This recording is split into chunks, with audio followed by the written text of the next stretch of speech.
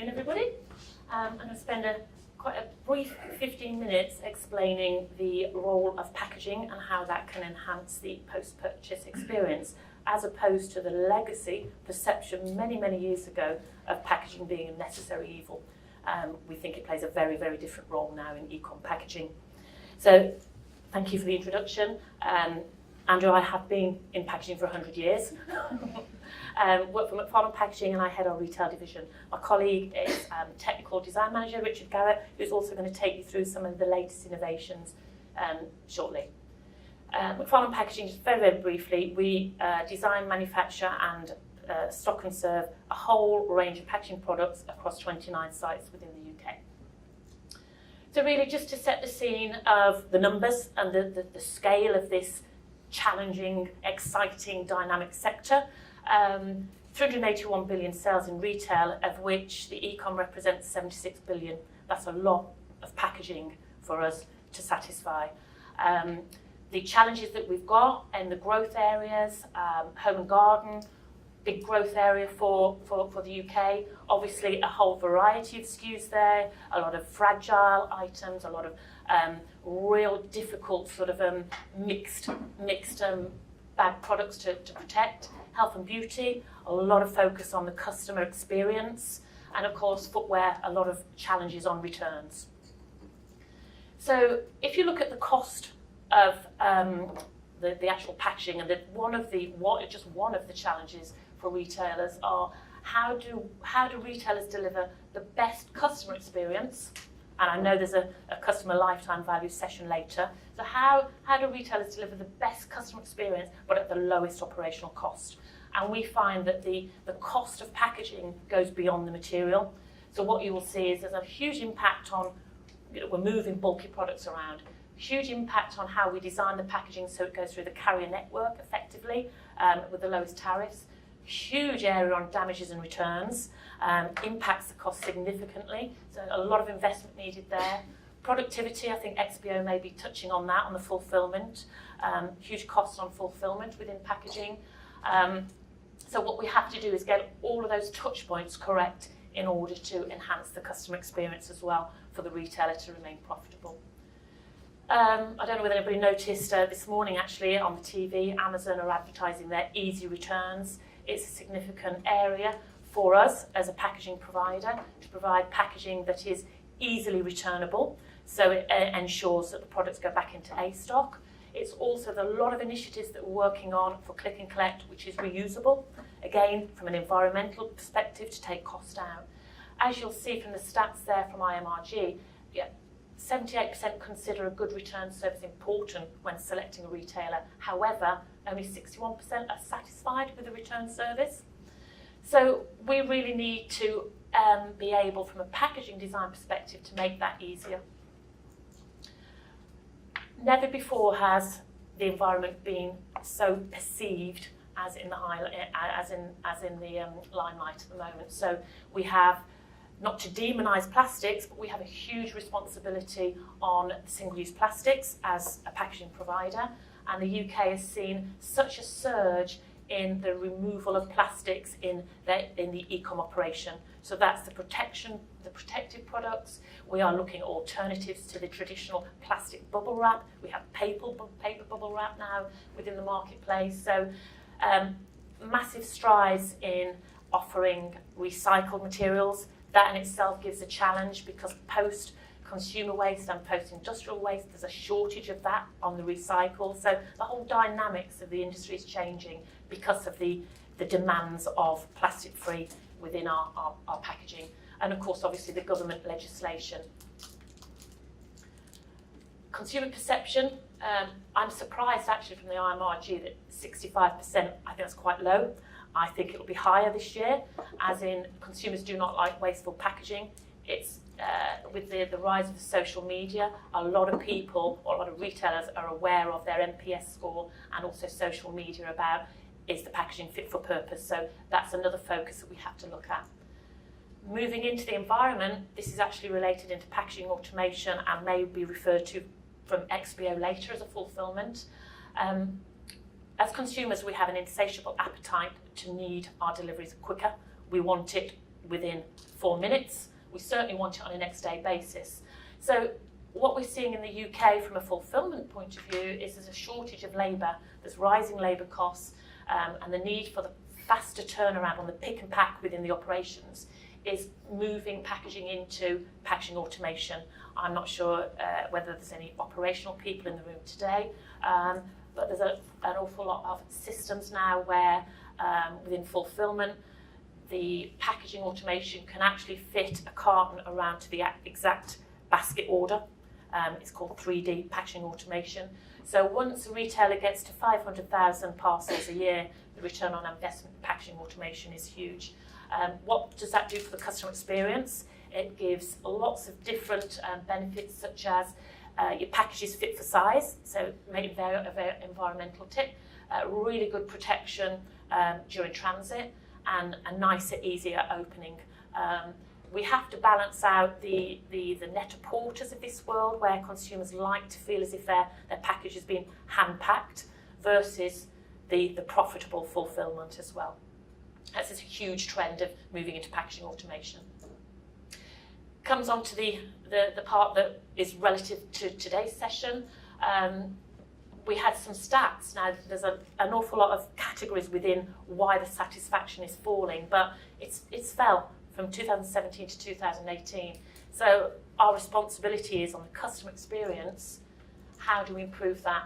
40% of consumers would share photos on social media, as we said, if it's positive. And also, a recent survey showed that 64% said that it's positive feedback on branding. There's lots and lots of examples. We've had more time to show the real delight that we can give on the doorstep. What we really want to give is the gratification that exceeds probably a store experience, certainly for pure play. So moving into some of the technology that we are using now within the carton, I'm going to pass you over to Richard, that will take you through some of the exciting developments of the actual box. Lovely, thank you, Rachel. Good afternoon, everyone. Okay, so I'm Richard Garratt. I head up the Innovation Lab, which is based in Milton Keynes, which is a national facility. And I'd like to introduce you. I'm going to do a very quick overview here of the technologies that are currently driving innovation through the packaging industry, because it's quite involved and it's an exciting time. Actually, we're about to embark on a golden age in packaging. I really do believe that. How is that relevant? We are basically bringing in new technologies from a range of tech, which some of it new, some of it old. So things like RFID, NFC tagging, it's been around for a while. But I suppose what has developed and driven the industry is the smartphone. So that's really pushing where packaging is going to be easier to communicate and connect with end users. So it is just a box. Oh no, it's not, because it can monitor the environment, absolutely. So we can put tags inside that will actually detect temperature, humidity.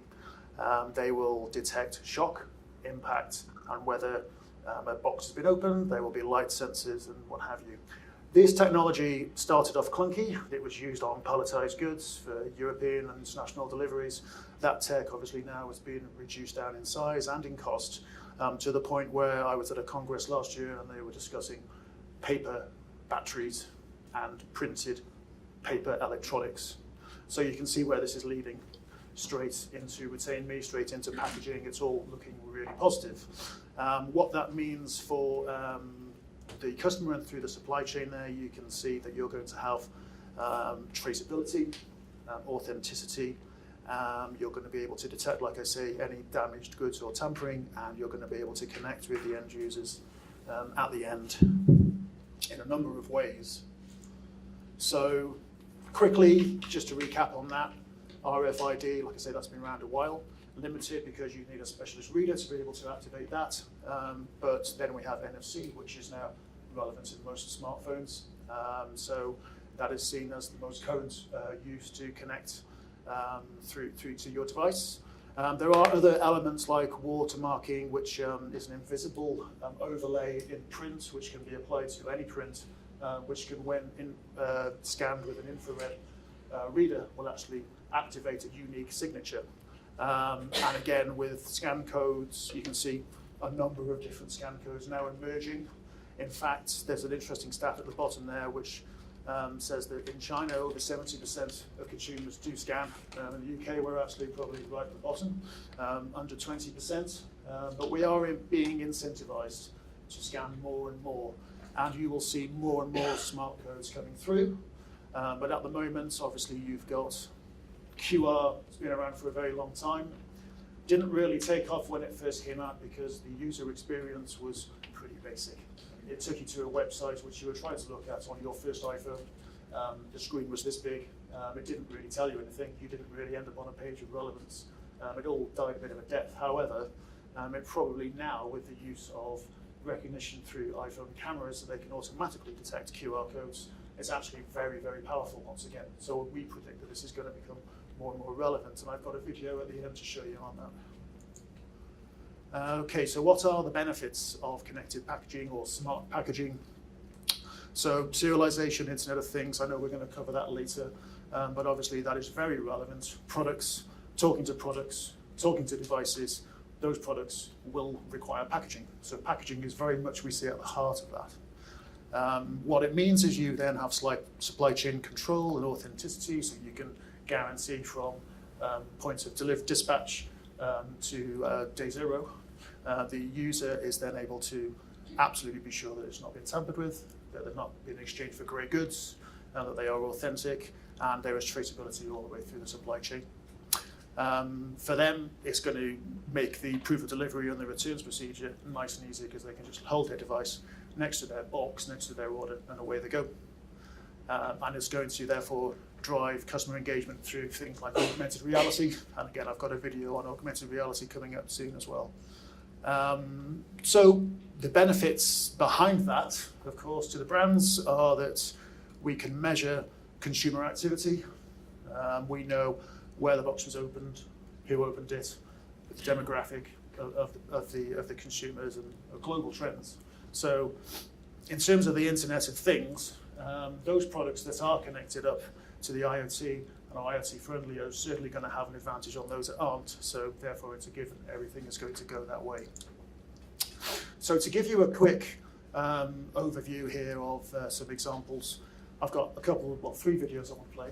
The first one's an overview of Macfarlane Packaging's AR offering, and then I'm going to take you on to a beauty brand, which we did an inbox experience, and then finally finish on some web AR to show you where the new technology is leading now. Right, let's get this right. At Macfarlane Packaging, we pioneer innovative ways for your customers to engage with your products. Packaging is the next frontier in customer engagement, and through augmented reality, we can unlock its full potential. Simply scan a printed marker using your handheld device and open a world of possibilities. Want to get closer to your customers? Make them feel special with exclusive content and promotions. AR can trigger anything from useful product information, videos and instruction manuals,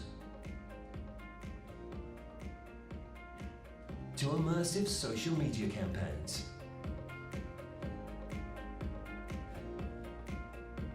Give customers the chance to try out virtual products in their own home and entice them right back to your store.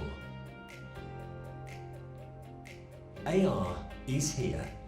Whether your end user is business or consumer, it can bring your brand to life in a truly unique way.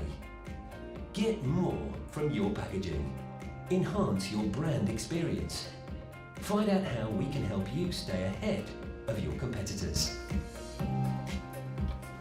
Augmented reality then has been used to date as a way of promotions, advertising, almost gimmicks in some cases as well, to grab customer attention and to engage with those customers in different ways.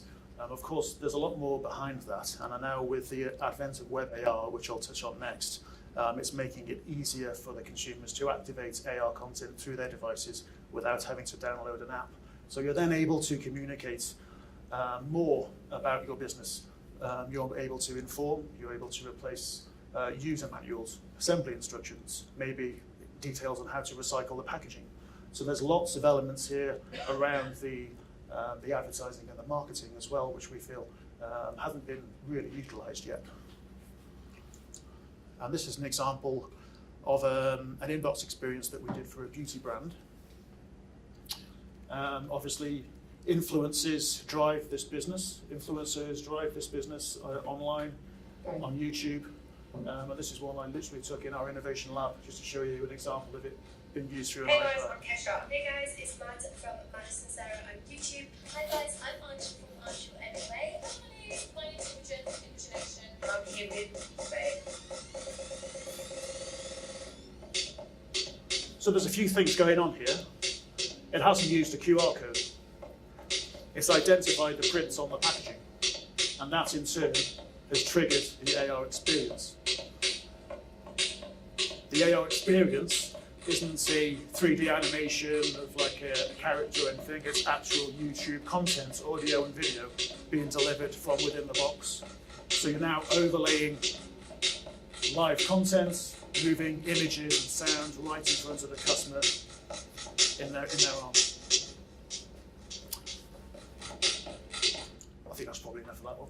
So, Richard, can I ask a question? yes. Do you have to download the app? Yes. You've got a Beauty Bay app with that. Yes, absolutely, yeah. So, and to only recently, that was the way it was, because there hasn't been a joined up. I suppose this technology is so new, everyone is still finding their feet with that. So, obviously, things are moving very quickly, and web AR has been talked about probably for the last 18 months or so as a platform for web developers to be able to use as a plugin that will just run through a browser. So therefore you don't have to download a specific app. So in the past, and indeed some of the customers that we've been dealing with AR, the need to develop a specific app to download, for the consumer to download that app when they're actually mobile and maybe haven't got good coverage, they are blockers. So that's how it was. But going into where it's leading, well, if I can just show you this, I have to be very quick with this one to show you what's going on. Right, okay. So using, and here, an iPhone, and you can see there, that's just by activating the camera on the device, not launching a specific app. The camera then detects the QR code. Like I say, the cameras now are able to do this, and we predict that all codes eventually, Amazon Smile code, Shazam code, everybody will be having their own unique code, which cameras will then be able to detect. So as you walk around wherever you are, be a retail environment, wherever it might be, through your camera you're going to be able to engage with this additional content. And what it's going to do now, it said, okay, let's open up Safari. Do you want to open up Safari to engage with this activity? So tap yes, and then that takes you through to a web page. So this is web AR. So this doesn't require an app, doesn't require download speed. It takes you straight through to a website, which is then going to overlay. I'm in Caqueta, a region where the Amazon basin meets the Andes. For more than 50 years, Caqueta has endured the turmoil of internal conflict. So again, informative, moving video, which we all are so used to engaging with, and that's what we're expecting now, all triggered through your device without the need for a downloaded app. Okay, so putting all these elements together, and putting those elements around packaging, and around the day zero for the consumer, we do think that the future of packaging is certainly, and here we go, I've done it again. There we go. So the future is connected. Right. Thank you very much. And any questions, I'm happy to answer. Okay.